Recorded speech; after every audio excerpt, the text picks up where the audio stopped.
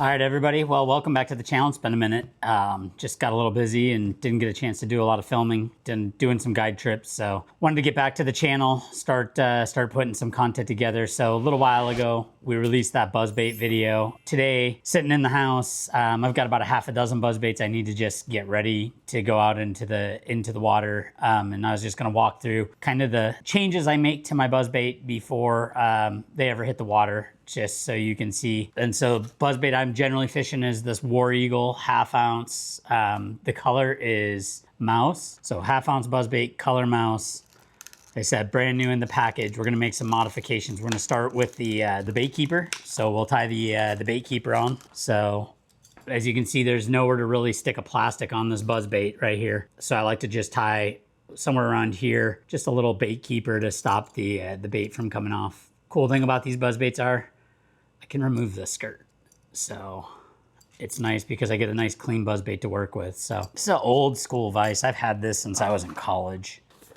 There you go, Renzetti swivel vise. So wish I could tell you what thread this is, but the label has fallen off of it. All right, War Eagle buzzbait, like I said, 1/2 ounce. So first things first, cool thing about these baits, these skirts are nice because they just kind of slide off. So just slide that off the buzzbait to start with.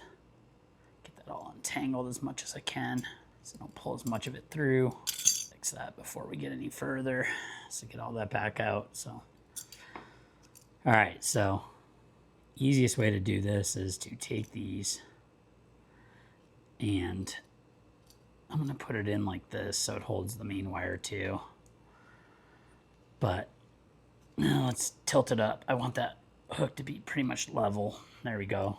Got a nice level hook. Take our bobbin, black thread, the old school, or not even old school, just the jig tying material. So got ourselves a nice heavy weed guard. We'll do that. I'm gonna show you how it's done. All right, take one off, cut it roughly in half. A little hard to see. Just gotta remember where to place the hands on these videos. Okay, lay that in my hand so you can see it. You got yourself a half of a strand there, and then what you're going to do is you take it, fold it in half. We'll do that. I guess that makes it easier. And usually I take a pair of pliers and just fold it in half. I don't have them in the house. So off the camera, I'm going to put it in my teeth and just crimp it down and do that so you end up with this V shape like this. Doesn't need to be perfect. Close, but you know. Okay, we're gonna set that just here right now on the vise.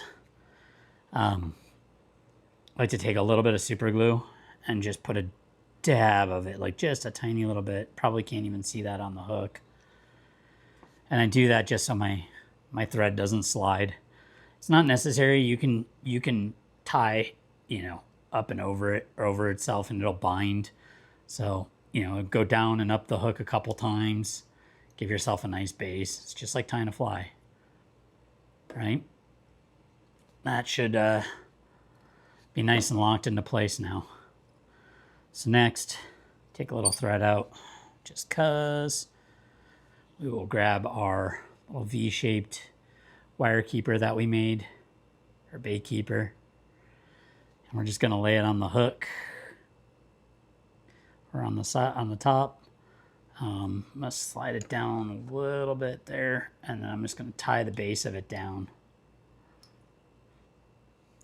Don't want to go much below the hook point, makes it a little harder. You have to kind of wind on an angle, but make sure you get that on there nice and tight. So now, as you can see, if I fold that up, and I'll turn this a little sideways so you can see it, you can see that that is sticking up. I'm going to tie a little further up on it just so it's not as big and prevalent. But this is so you have something to grab your plastic when you put a plastic on this buzzbait. Because like I said, this is a great buzzbait, but there are a few modifications I think that need to be done to it to make it probably one of the better ones. So I usually, once I get it up, what I'll do is I will take and I will wrap on the front side of this. You can even fold it back while you do it if you so choose. A little hard with this angle and being a lefty, so I'm just going to do it this way. You can kind of see I'm just walking it around that front of that plastic and getting it tied up against it. And the reason for that is it just kind of stops it from folding all the way down. Okay, so come back over. Okay, so we pretty much are done at this point. Now what you got to do, if you don't have fly tying gear, you could do half hitch knots. So I'll do 1 or 2 of those just to show you. I'll usually just fold it around itself, you know, take a loop of line, fold it around like once or twice, up on the hook, and pull it tight onto itself, right? Do a couple of those, put super glue on it, it'll hold. In the fly tying world, we use what's called a whip finisher. So if you have a whip finisher, even better. Basically what that does is it creates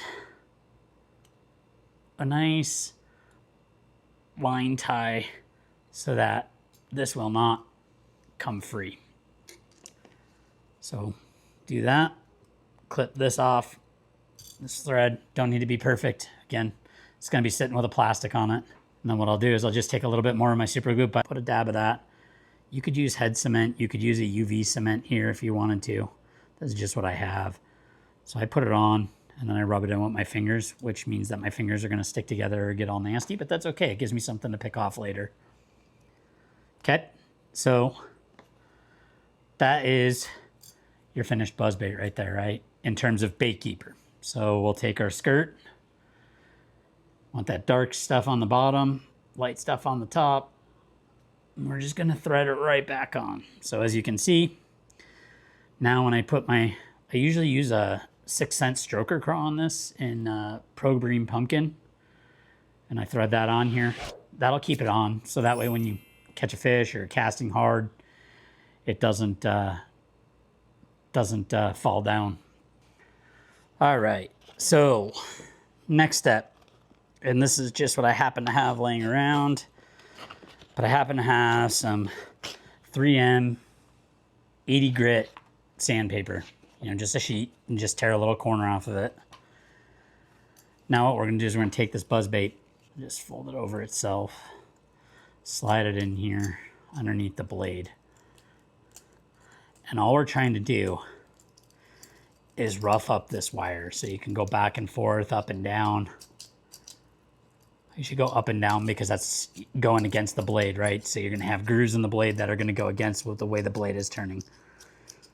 And so what I wanna do is I wanna rough this up as much as I can. And I wanna try to do the bottom. The bottom's a little more challenging, so what we'll do is we'll do the same thing down on the bottom here. Just kind of roughen it up, turn that blade so you get different angles. Not too worried about, you know, being perfect, but just want it to be ugly. What I'll do is I'll just take I'll make this real thin. Again, no science to this per se, just trying to rough this up. I mean, you could, in essence, try to take this, bend it out, pinch this loose, take off the rivet, put the rivet back on, squeeze it in place, and really do this the right way. That just seems like too much trouble. We're just gonna cut this nice and thin. It's got a thin strip there that should hopefully fit now. That's a tough one.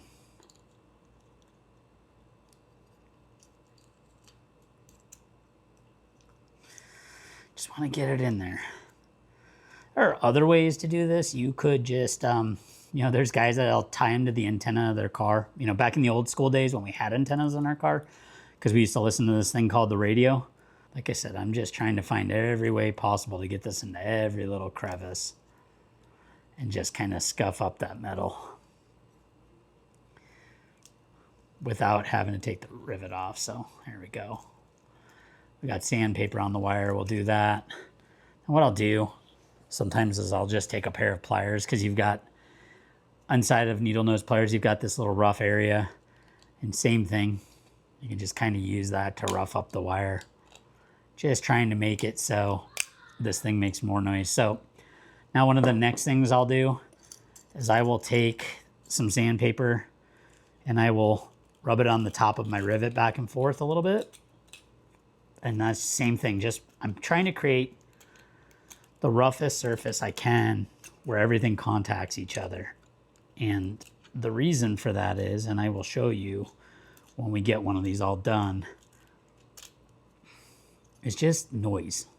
You want a noisy buzzbait. So I'll do the bottom of the blade as well too. Like I said, I'm just trying to make this as rough as possible. So now, next thing I'll do, and I can see a little bit of roughness on that rivet,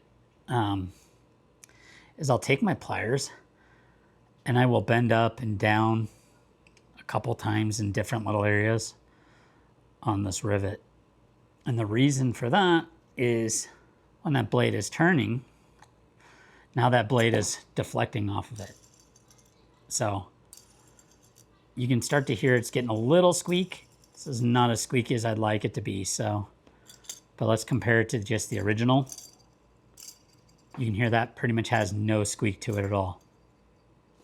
Here, I'll bring the microphone in. What we'll do is we'll go. So you can hear there's a little bit of squeak in there, but for the most part, that's making no noise. And this is the one we did, and you can hear now it's making noise as it goes around. So what I'll do now is I will kind of fast forward some of this. I'm just going to keep doing the same things over and over again until I get this thing making just a ton of noise.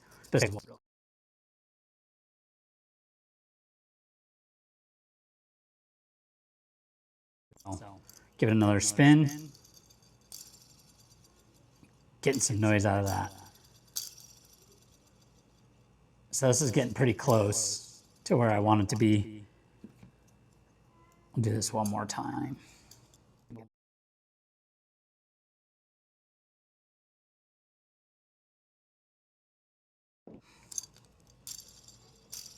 That's the squeak. I don't know if you can hear that. I'll pull it up to the mic. You can hear that little bit of chirping in there. So this thing's gonna be great in the water. And like I said, the difference is, you know, so here's without. Barely hear anything. With. So you got that squeak and a little bit of knock to it.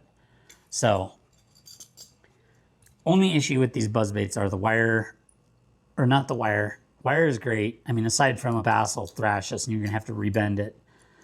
But they break right here.